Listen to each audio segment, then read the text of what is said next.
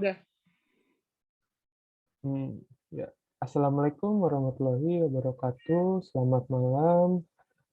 Kali ini kelompok kami akan membahas algoritma median of medians untuk menentukan median dari bilangan. Anggota kelompok kami ada Andi Muhammad Ali Fikri dengan NIM G6419005, Haris Ilham Nurmandiri G6419051, dan Amira Nabila Rahmat dengan NIM G6419011. Next.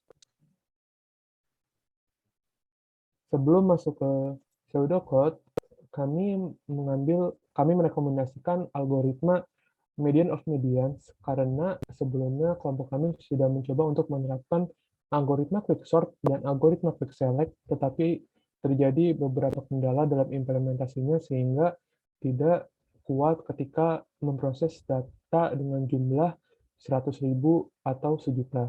Akhirnya kami memakai algoritma median of medians.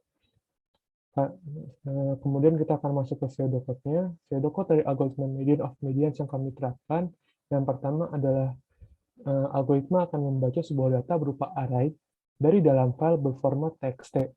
Kemudian, algoritma akan mengecek panjang dari array tersebut. Jika panjang array-nya 0, maka tidak perlu melanjutkan proses pencarian. Kemudian, array akan dibagi menjadi beberapa sub-array dengan panjang 5, tetapi sub-array terakhir belum tentu memiliki panjang 5 karena sub-array tersebut hanya memiliki anggota dari sisa-sisa sub-array sebelumnya. Kemudian, sub-array yang sudah terbentuk tersebut akan diurutkan, lalu dicari mediannya masing-masing. Tentukan lagi median dari tiap sub-array yang ada, lalu median itu akan menjadi pivot. Sub-array yang ada akan dibagi menjadi dua sub-array lagi. Sub-array sebelah kiri pivot yang selanjutnya akan disebut sisi kiri, dan sub-array sebelah kanan pivot yang selanjutnya akan disebut sisi kanan. Jika indeks pivot berada pada median, yaitu sebanyak jumlah data dari array yang ada dibagi dua, maka pencarian akan berhenti.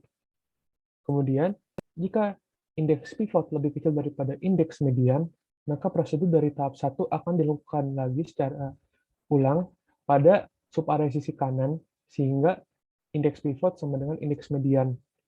Kemudian, jika indeks pivot lebih besar daripada indeks median, maka prosedur dari tahap 1 akan dilakukan lagi pada sub-array sisi kiri hingga indeks pivot sama dengan indeks median. Selanjutnya, ini merupakan implementasi kode program algoritma median of medians yang diimplementasikan oleh kelompok kami. Kami menggunakan bahasa Python dalam menulis kodenya, bisa dilihat.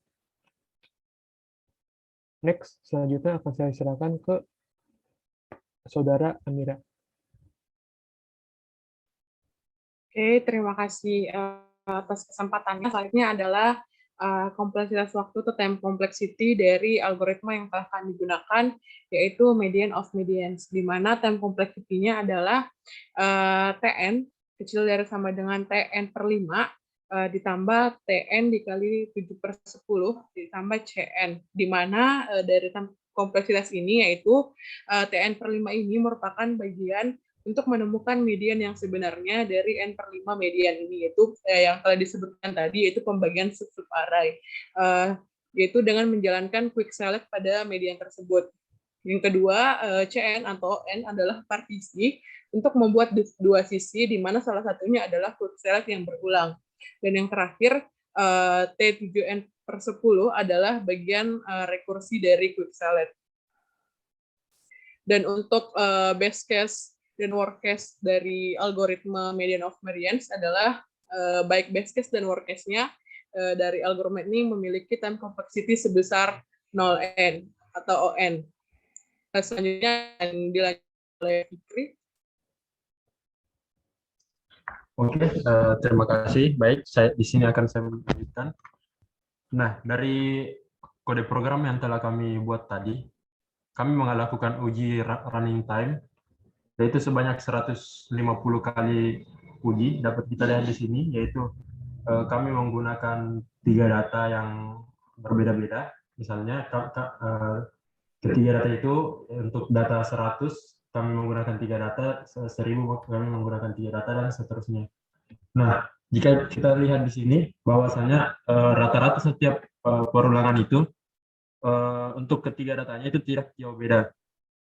Misalnya di sini yang pada data 10 pangkat 5, untuk rata-rata ketiga data 10 pangkat 5 itu hampir mendekati 2 detik. Itu begitupun pada 10 pangkat 6 yaitu hampir sama semuanya untuk rata-ratanya. Nah, untuk lebih jelasnya kita dapat lihat pada diagram berikut. Oke, di sini pada diagram sebelah kiri kita dapat lihat laju pertumbuhan running time atau waktu yang dibutuhkan untuk setiap data dapat dieksekusi. Dapat kita lihat di sini pada data yang 10 pangkat 2, 10 pangkat 3 sampai 10 pangkat 4 itu laju waktu eksekusinya itu kurang dari 1 detik. Nah, pada 10 pangkat 5 sampai 10 pangkat 6 dia meningkat signifikan laju waktu yang dibutuhkan untuk running time-nya. Nah, pada data sebelah kiri kita dapat melihat rata-rata untuk running time dari ketiga data ini, dapat kita lihat laju pertumbuhannya itu hampir mirip semua. Oke. Sekian dari kami, saya serahkan kepada Faris. Oke, sekian dari kelompok kami. Kurang lebihnya mohon maaf.